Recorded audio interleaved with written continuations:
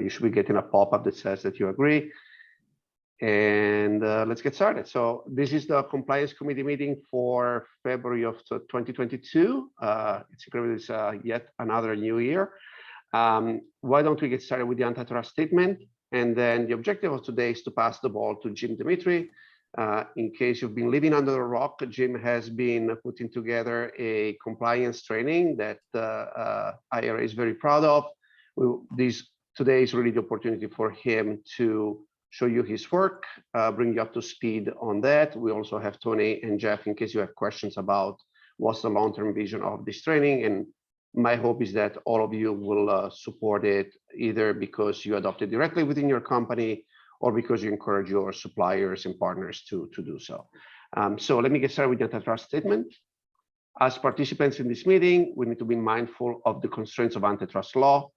There should be no discussion of agreements or concerted actions that may restrain competition.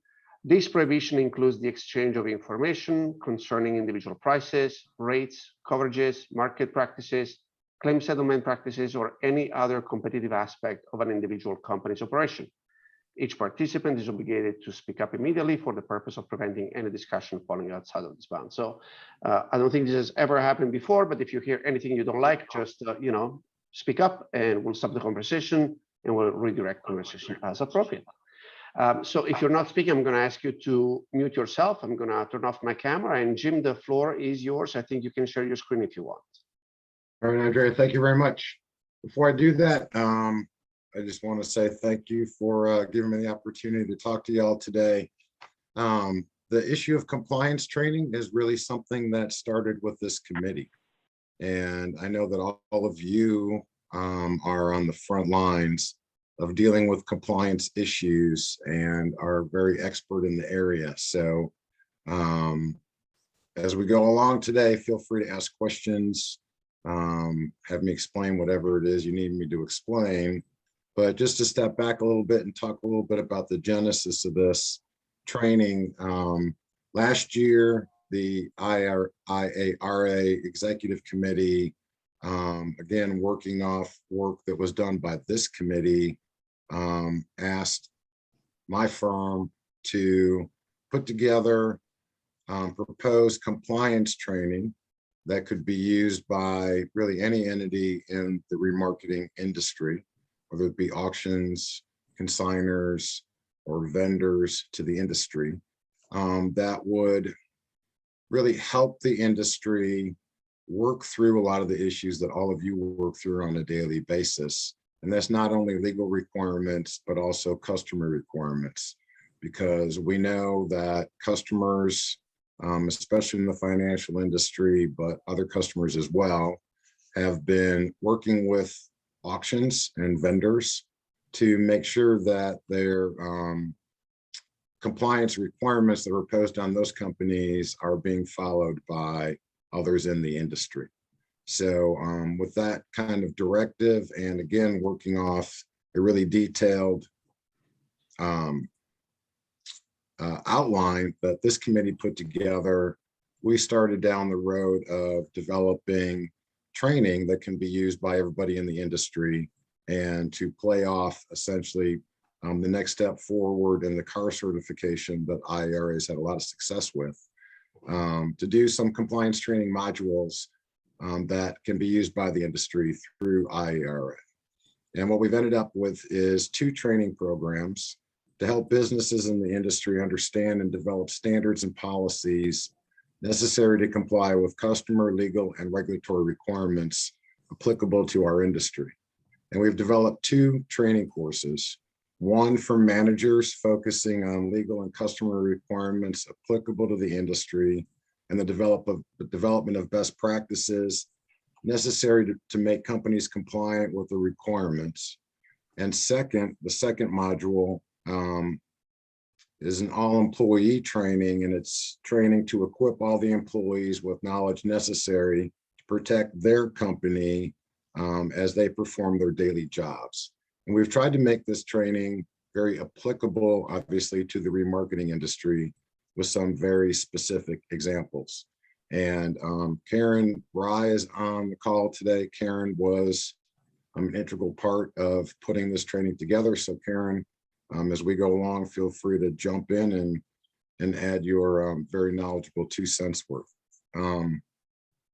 So again, the training is to help provide people with an explanation of requirements, and we focused on best practices, especially for the management training. So let me try to see if I can share my screen. Yeah, we're gonna figure this out. Let's see.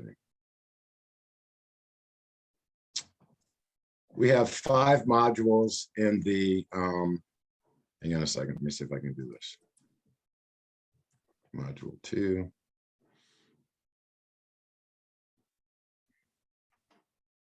All right, sorry.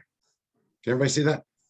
Yes, yes, thank you. Okay, so this is the management training. And we have 5 modules in the management training section. First one is an introduction and overview. And let me preface all this by saying that this area of the law, all of us know, is extremely complicated and comprehensive. And there are federal laws, there are state laws, there could even be potentially local laws that all go into the issue of compliance. This training is not meant to go into all of the details of all the different laws in the 50 states.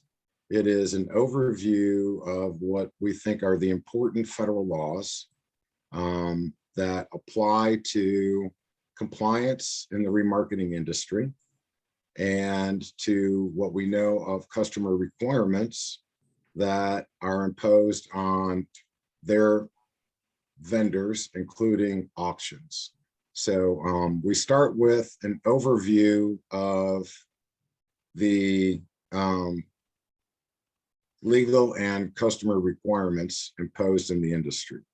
And every module is set up essentially the same. We kind of go through an overview. We have a legal notice and an overview of the requirements and what's in that module. So here in the first one, we talk about why the training is important. We talk about really the focus of the training. Hey, Jim. Yes. I'm sorry to interrupt. I just want to make sure because I think you might have the employee training one up and not the management. Okay, thank you. Well, let me try to fix that.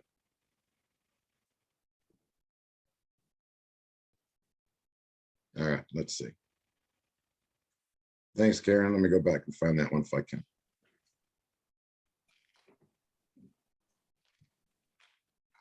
Here we go. Sorry to interrupt, though. Yeah, thank you. So this is the management training, the initial overview, module 1. And again, we talk about an overview of what's going to be in the section, what's important as we run through this initial module in the management training. We talk about the protection of personal identifiable information, some of the laws that apply to that. We talk about knowing your customer requirements, OFAC regulations. We mention throughout the training, industry players that play a part in compliance, in this case, auction access. We mention privacy for cars later when we talk about private information that's stored in vehicles. Again, an overview of various laws, FACTA and the red flags rule and what that requires. The CFPB, Consumer Financial Protection Bureau, and the requirements imposed by that bureau and the law underlying it. We continue to go through those requirements. We talk about protection of customer data. This is something that Keeley has brought up. The customers in the industry are very focused on their own data being protected and the privacy of that data. And I think that varies by customer, but it's obviously a serious issue in the industry. We talk about the special rules around active duty military, for instance, especially with regard to repossessions We talk about unfair, deceptive, and abusive acts and practices, and what is required to prevent a violation of UDAP. And then in every section, we end up with best practices, or here, key points to remember. And again, this kind of just gives the big picture view of what was discussed in that section. We have added at the end of every section some questions for people to obviously respond to and pass in order to get certification that they have completed the training. So that is the first section, module 1. Let me just quickly run through some of the other sections as well. Module 2 concerns physical and environmental security. So this is really around protecting information and systems in the different businesses, and best practices around doing that, and policies and procedures around doing that. So again, we start with an overview of the kinds of things that you would find at a location, at a business in the remarketing industry that may contain information that needs to be protected. We provide definitions, and again, talk about driver's license numbers, bank account information, things that you're going to find around an auction in this industry. We talked about non-public personal information, again, something that a great point that Keely made to add to the training, and the necessary protections around that kind of information. We discussed what is in physical and environmental security. So things like protecting laptops and mobile devices, removable media, as well as, you know, documents stored in filing cabinets around the location. Talk about how to protect against physical access. So here again are some practical points for management to consider and implement as they are managing the auction on a day-to-day basis, to make sure that, you know, private information is not made public, and all the legal requirements around data security and individual security are maintained. So we talk about badges, escorts through the facility, don't allow tailgating, controlling access, things of that nature. Again, another policy that is recommended that companies implement is a clean desk policy. This again is so that documents left out on someone's desk cannot be inadvertently seen by people who aren't supposed to be in the area. So again, best practices around protecting information. We talk about, if something does happen, what is the response that the company should be engaging in to respond to that incident, and to correct the deficiencies. Here we start to talk a little bit about spam and phishing, and the importance of not clicking on emails that you're not sure who it came from or what it is. We continue through this section. Hey, Hi. you told me. We continue through with, you know, retaining records and destroying them, the proper way to do it. Customers have different requirements on how long they want their records to be kept. There are also legal requirements in each state around how long records need to be kept. We talk about some of those requirements and the best way to do it.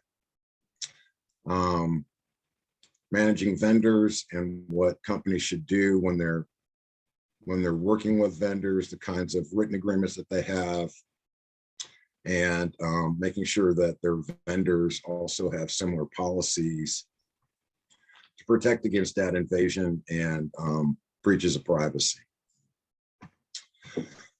Excuse me.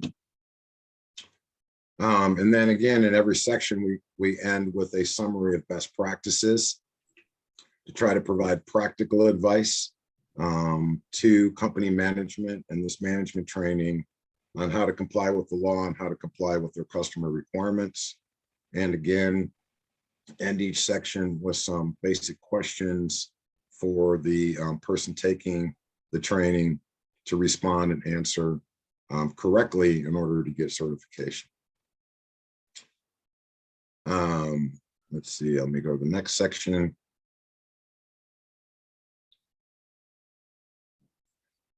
Module 3 is information standards and security. In this section, we're talking about legal requirements and best practices around protecting IT systems, and again, protecting identifying information and other private information of sellers and buyers and others that interact with the business. We talk about the kinds of policies that companies should have in order to comply with not only legal requirements, but of course, customer requirements. And these are the kind of policies that in the audits that customers are doing are often required for their vendors, including auctions, to have in order to pass the audit. So we talk a lot about the policies that they should have, what should be in the policies, how the policies should be structured, and the necessary steps the companies need to go through in order to come up with an appropriate policy that they can then implement and live by on a day-to-day basis. Password policies and access controls are obviously an important part of policies like that, protecting IT systems, deciding what employee gets access to what, and making sure that things like passwords are changed on a regular basis and not shared. Again, are just best practices that the training goes through. Protecting against phishing and pretexting, and how to avoid inadvertent breaches of a company's system we talk about, and the policies that the company should have. And again, the necessity of training and monitoring those policies on a day-to-day basis. We again end up with a summary of best practices on each of those topics, and explanations of implementing the kinds of things that we talk about in the training, and finally end up with some questions that have to be answered to pass that section. We move to module 4. Module 4 is business continuity and disaster recovery, something that everybody lived through in terms of business continuity during pandemic and things being shut down. We again provide an overview of what's going to be in the section, the kinds of policies and practices that companies should engage in and implement, starting with conducting a business impact analysis, what goes into that, and the people that they need to have involved in conducting that kind of an analysis to develop a business continuity policy. What needs to go into the business continuity plan, the kinds of things that need to be considered, strategies and communications plans are part of that. And again, it's just an overall best practices explanation of that kind of a plan. Same thing with the disaster recovery plan. If there's a disaster, what is your plan for recovering from that? How do you keep the facility going? How do you stay in business? All of those kinds of things, we talk about in this module. Let me scroll down here. It's important to test the plan. It's important, obviously, to train your employees on the plan. We work through all those issues, and then again, conclude with a summary of best practices for all the issues addressed in this module, and again, questions for people to answer in order to pass that module. The final section on the management training is human resources and business operations. An overview, best practices on hiring and onboarding, things like conducting background checks, which is a complicated area. So this is a high-level overview with some caveats to make sure that people are not violating the law, and a recommendation on contacting their local attorney or business attorney. Some employees, some customers are requiring that employees be run through the OFAC list. Again, that was a recommendation that came after review, a great one, talking about having employees sign non-disclosure agreements so that there's a contractual obligation on the employee not to share sensitive information either during employment or after employment. And having people sign NDAs illustrates the importance that an auction or other vendor places on confidentiality. We talk about implementing appropriate employment policies and appropriate use policy around the use of technology in the business. Social media policies to help prevent intentional or inadvertent disclosure of confidential information through employees using social media, which is something that occurs often. Anti-bribery policy and an anti-harassment policy and the elements that go into harassment and what that policy should look like, what it prohibits, and how a company should respond to it. Conflicts of interest policy, something that is important in business, but also required by many customers, and those situations that can arise with conflicts of interest. Whistleblower policy, it's important to implement so that if any employee believes that something is being done wrong, they have an avenue for complaining and the company dealing with that complaint and avoiding unlawful retaliation. We talk about procedures for protecting sensitive information, training employees, again, providing access for an employee to particular information based on their job and not providing everybody with complete access to all data at the business and all customer or personal other personal data. And then when an employee leaves the company, having an appropriate checklist to make sure that any data that they have or other access to the computer system is retrieved and terminated so that post-employment, there's no risk of any other disclosures. We end up with best practices as we have in every section, and questions that the person taking the exam needs to take and pass in order to get certification for that module. So that is the 5 modules of management training.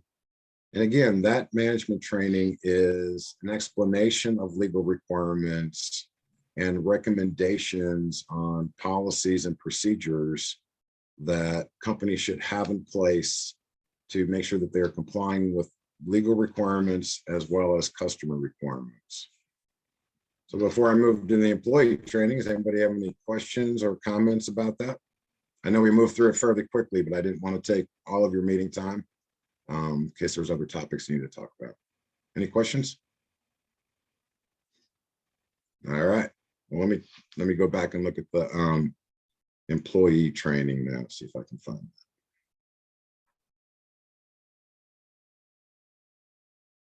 that. Let's see. How do I get there? Sorry, I'm not seeing it.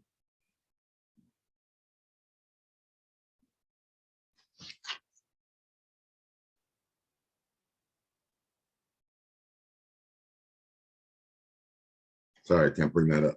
So let me talk about the employee training, and then if I can bring it up, I'll do that. Sorry. So the employee training goes through essentially the same modules with some modifications, and is a series of explanations and after every module, some basic questions. And it is very frontline friendly training for the employees to know if they're getting documents out of a repossessed vehicle, for instance, that they have to properly dispose of those and properly care for those, because documents in a repossessed vehicle obviously can contain personally identifiable information or other confidential information of the customer. So it's that kind of very hands-on, frontline kind of training to give employees information and knowledge about, as they're going about their job on a day-to-day basis, what they need to look out for and what they need to be careful about so that they don't inadvertently violate the law.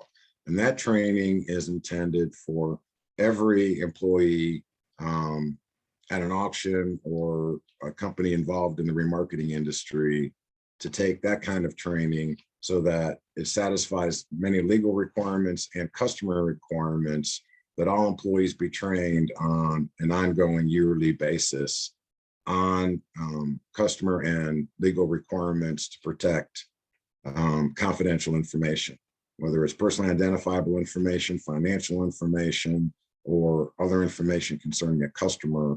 The training is intended to educate employees on the day-to-day issues that they will come across at an auction or other vendor in the industry, that they have legal requirements and customer requirements to protect information and to not inadvertently access or disclose information. Again, things like phishing and pretexting and things of that nature.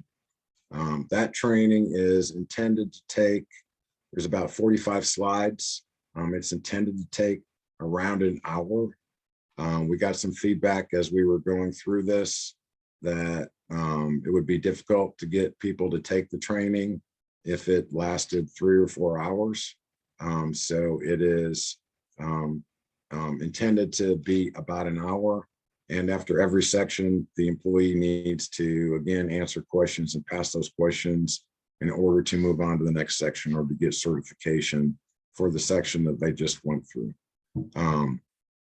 It adds one section at the end, which is around ethics. It talks about the NAAA code of ethics and other ethical obligations that employees have to their businesses on a day-to-day basis. And it's a short section, but just kind of highlights some of those ethical requirements that employees are expected to follow. Any questions? Sorry, I can't find that. I don't know why I can't find it. Jim, couple of things that I know you pointed out, that some of this material in here is public facing stuff, but it's things that you can violate on the wholesale procedures, and in touching, that information and everything. You're violating probably a lot of those forward facing things for things that you're doing out on the lot or in the office when you're mishandling or mismanaging those types of documents, or on the vehicle itself, now that it stores so much information. And maybe I'm getting ahead of you, but I know part of the, we're trying to use an economic pricing standard for this so that people can get in at a very manageable level. But even more than that, it's something they can come back to each year for updates and refreshers. And I know we're still kind of trying to figure that part out as to what that will look like. Somebody that just did this full certification, do they just need to test on new stuff, or can we do that with just having a new certification or a fresh certification module or a test each year? So I don't know if you or Karen, either one, have had any thoughts on that, or what that'll look like going forward, keeping everyone current, because I know we're going to make it just really affordable and something that won't require a lot of time. Yeah, those are all great points, Tony. On your first point, you know, a lot of, as it is in life, a lot of requirements flow down through companies. So, you know, financial institutions have very specific requirements that they have to comply with, but then they also have to have their vendors comply with the same requirements. So those obligations flow down all the way through the remarketing chain. And so while some of these may not be directly applicable to an auction, for instance, they are applicable through the requirements imposed on customers and therefore imposed by those customers and by the law on their vendors. So, you know, this process is intended to help explain what not only the direct legal requirements are, but also the kinds of requirements that are on customers that auctions and vendors in the industry are required to comply with, not only by the customer, but by the laws applicable to customers. And again, it's supposed to be practical to this industry. And we all know about, you know, the pain caused by some of the know your third party audits that are being done in the industry. We've worked with customers with auctions on trying to respond to those audits and the difficulty that a lot of the auctions have in responding and complying. As an aside, I mean, one hope from all this training is that this can help spur some action through IARA to help get customers and auctions aligned on what those kinds of know your third party audits should be and what should be in them that's more applicable to this industry than perhaps it would be applicable to some other industry. I mean, we've seen in some of these audit requests that some of the questions being asked coming from compliance departments aren't really applicable to this industry. So if one aspect of this training is that it spurs on getting groups together of customers and auctions to try to get alignment on and consistency on these know your third party audits, that would obviously be a great byproduct of this. In the meantime, there are requirements by customers and under the law that employees get regular yearly training on these requirements to make sure that they are up to speed on what the requirements are and and have a knowledge of how they're supposed to comply with those requirements.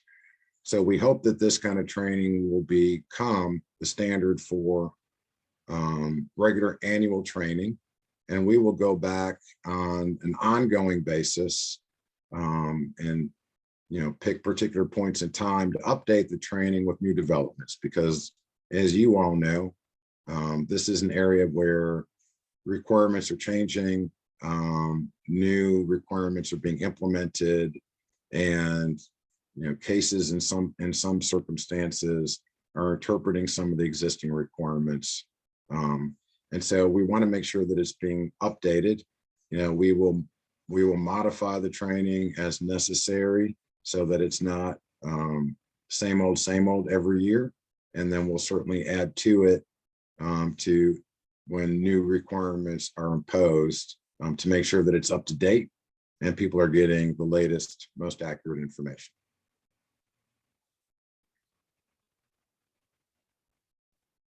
Any other questions or thoughts? Jim, I'd just like to say that you definitely did most of the heavy lifting on this, but I think what's important with the employee training is that tried to give examples of how it applies to their jobs. For instance, if they're going to be trained on the Service Member Civil Relief Act, what does that mean for them? So when you're working on when you're working and if you become aware that a debtor of a repossessed vehicle is on active duty, then you need to let your client know. So they don't need to just know what the Service Member Civil Relief Act is. They need to know what to do about it if that happens. And it also encourages them, if they think that they have been the victim of phishing or whatever, encourages them to speak up, because the auction should have an incident response policy so that the employee isn't afraid to do so. And it really talks about privacy and security, perimeter security, all those kinds of things. I just think it's a really good start, like you said, how we're going to keep updating it and modifying it. But I just wanted to mention that. Thanks. That's a great point. I'm sorry I couldn't bring it up for some reason. But yeah, as I said, I mean, it is intended to give people real life information for their real life daily situations, and to keep their eyes open, understanding what some requirements are, that they keep their eyes open, and when they see something that's not being done right, or they come across something that they know has some protection, that they know what to do and aren't inadvertently violating legal requirements or customer requirements, invading somebody's privacy, inappropriately disclosing information. So, for instance, having limited access into sensitive areas, whether it's, behind the registration desk to do the registration files or the finance department, that they're looking to see if somebody's got a badge on, or if an employee is escorting that person to an office. And if somebody's instead just wandering around back there, they know to say, hey, you're not supposed to be back here. Can I help you out? So that they are avoiding inadvertent violations, and having the kind of information that they need to have to do the right thing when the situation arises, as Karen said.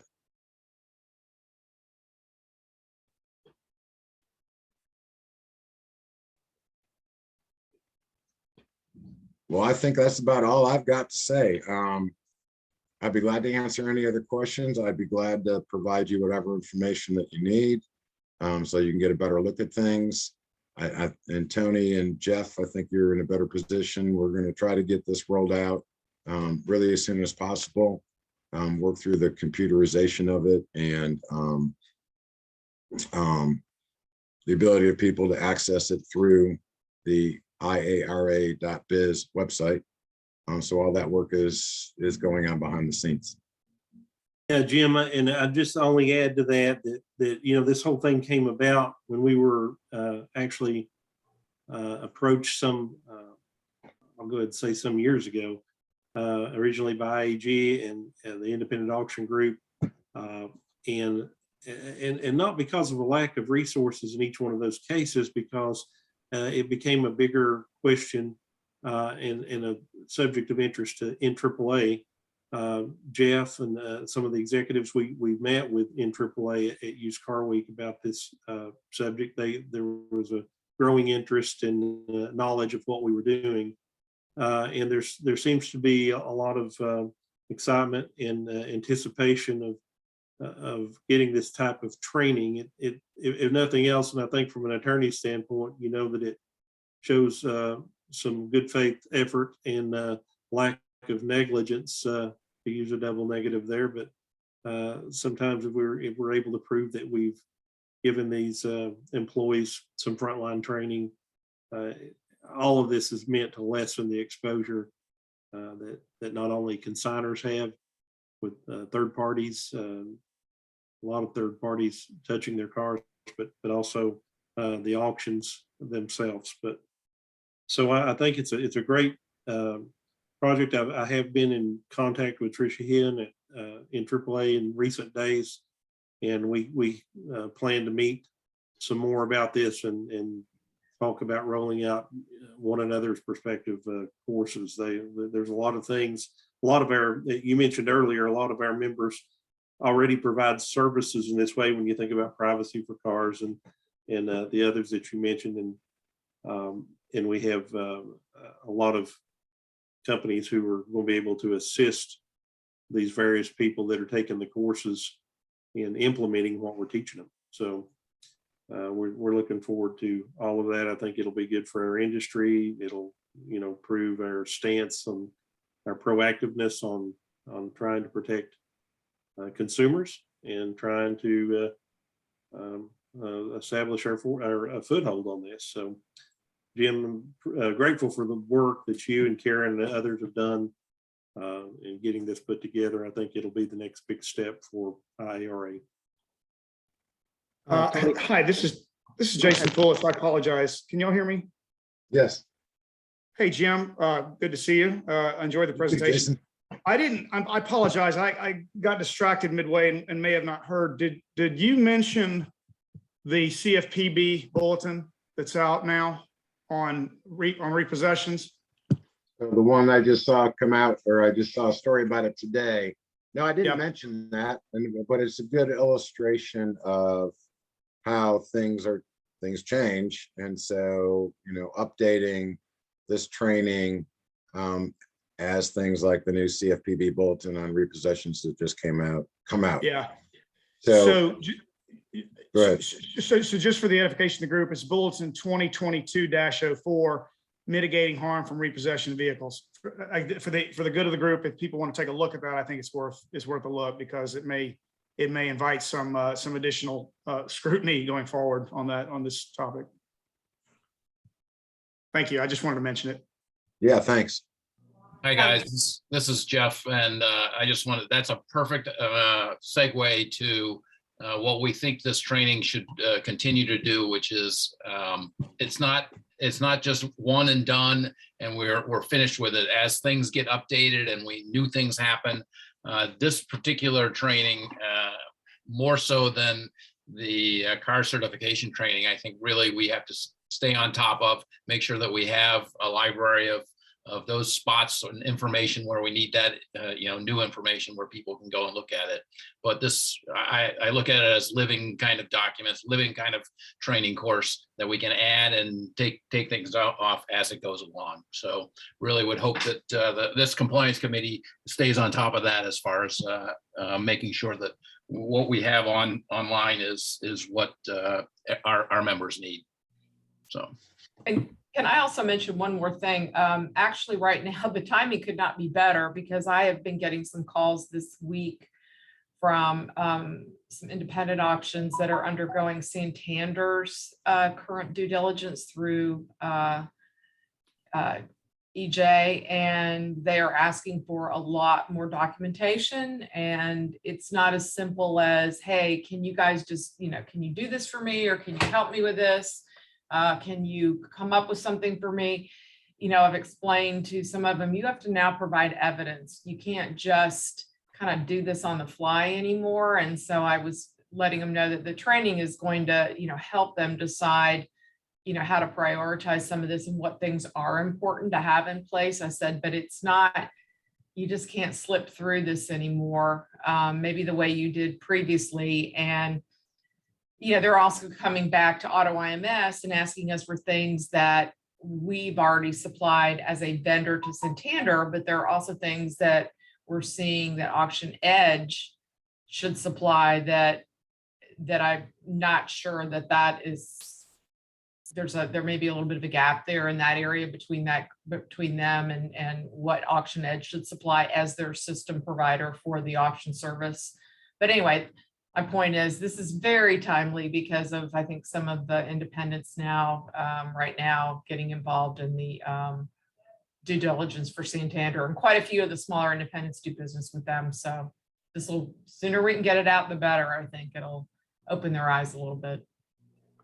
A good segue. So Tony and Jeff, if you don't mind me asking, if people wanted to actually take the training, do you have a timeline in mind on when they can start to do that? And how can they pre-sign up for this? And how can the compliance committee help in that process? It will be an online process, Andre, very, very similar to what we have with car certification, even possibly right down to the testing. Most of you know, and Nikki's on the screen, so I want to wave Nikki. Everybody needs to know Nikki's our new Kim Hunt started out with us on this process, and she's under the tutelage of one fine Keely Smith at the moment, and doing a good job there. But we were fortunate to have Nikki step in. She's from our industry, but there's a lot to system-wise learn a new system for her. So we're in the middle of training process. This is all going to depend on how quickly we can get the modules uploaded And hopefully between Nikki and some help from our service provider, we'll be able to do that.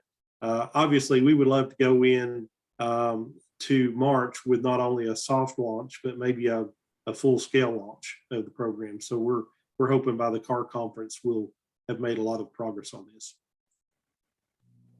That's awesome. Any other questions, anybody, or comments?